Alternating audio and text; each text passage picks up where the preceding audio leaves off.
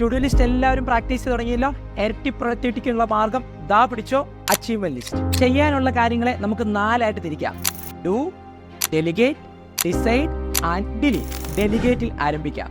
മറ്റൊരാളെ കൊണ്ട് ചെയ്യിച്ചെടുക്കാൻ പറ്റുന്ന വർക്കാണെങ്കിൽ ആ വ്യക്തിയെ കൊണ്ട് അത് ചെയ്യിക്കുക. ഈ ബിസിനസ്സുകാരിൽ പലരും ചെയ്യുന്ന ഏറ്റവും വലിയൊരു മണ്ടത്തരം എന്താണെന്നറിയോ? വേറൊരാളെ കൊണ്ട് ചെയ്യിക്കാന്ന് വർക്കാം, പക്ഷെ ചെയ്യിക്കില്ല. കാര്യം അവർ ചിന്തിക്കുന്നത് ഇത് ഞാൻ തന്നെ ചെയ്താലേ ശരിയാകത്തുള്ളൂ എന്ന് വിചാരിച്ച് ചെയ്യിപ്പിക്കാതിരിക്കും. റിപ്പറ്റേറ്റീവ് ആയിട്ടുള്ള വർക്ക് ചെയ്യാൻ വേണ്ടി ബിസിനസ്സുകാരൻ ഇരിക്കേണ്ട ആവശ്യമില്ല. വേറൊരാളെ സാലറി കൊടുത്ത് ചെയ്യിച്ചാൽ മതി. അവിടെ ഒരു 20,000 രൂപ സാലറി കൊടുത്താൽ പോലും അതിന്റെ 10 മടങ്ങ് ആ സമയത്ത് ക്രിയേറ്റീവ് ആയിട്ടുള്ള വർക്ക് ചെയ്ത് ആ വ്യക്തിക്ക് ഉണ്ടാക്കാനായിട്ട് സാധിക്കും. മറ്റുള്ളവരുടെ കേസിൽ നമ്മുടെ ഫ്രണ്ട്സിനെ കൊണ്ടോ റിലേറ്റീവ്സിനെ കൊണ്ടോ ചെയ്യിക്കാവുന്ന കാര്യമാണെങ്കിൽ ചെയ്യിച്ചെടുക്കുക. അവിടെ ഒരു പെയ്ഡ് സപ്പോർട്ട് ആവശ്യമാണെങ്കിൽ അത് കൊടുത്ത് തന്നെ ചെയ്യിക്കാം. ഈ bill payment, content creation, video editing, ഇതിനെല്ലാം പുറകെ നിങ്ങൾ തന്നെ ഓടാതെ വേറെ ആൾക്കാർ ഉപയോഗിക്കാം. ടെക്നോളജി നിങ്ങൾക്ക് ഉപയോഗിക്കാം. Next, decide. ഇമ്പോർട്ടന്റ് ആണ്, എന്നാൽ അർജന്റ് അല്ലാത്ത പല കാര്യങ്ങളില്ലേ, അത് നമ്മുടെ പ്രൊഡക്റ്റീവ് സമയത്ത് ചെയ്യാതെ ലെഷർ ടൈമിലേക്ക് അങ്ങ് മാറ്റിവെക്കും. Next, delete. ഇമ്പോർട്ടന്റും അല്ല അർജന്റും അല്ലാത്ത കാര്യങ്ങൾ ഇത് ചെയ്തില്ലെങ്കിലും ഒന്നും സംഭവിക്കാനില്ല. അങ്ങനെയുള്ളവയൊക്കെ അങ്ങ് ഒഴിവാക്കിയേക്കുക. ബാക്കിയുള്ളത് നിങ്ങൾ തന്നെ ചെയ്യേണ്ടതാണ്. അത് ഇമ്പോർട്ടന്റ് ആണ്, അർജന്റ് ആണ്, ആ പാർട്ടാണ്